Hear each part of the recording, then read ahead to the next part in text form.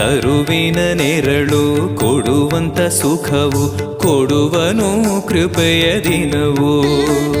ಸ್ಥಿರ ಇರುವ ಮನ ಎನಗಿರಲಿ ಶರಣಾಗತಿ ಎಂದು ಬರಲಿ.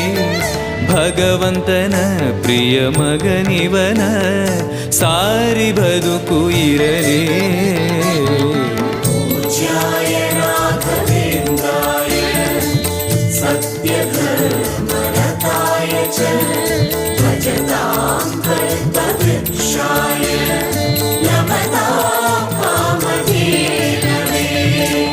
ಆಲಯವೆಂದರೆ ಮಂತ್ರಾಲಯವೇ ಬೇರೆ ನಾ ಅರಿಯಲಾರೆ. ರಾಜನು ಎಂದರೆ ಶ್ರೀ ಗುರುರಾಜನೇ ಮತ್ತು ನಾ ತಿಳಿಯಲಾರೆ. ಆಲಯವೆಂದರೆ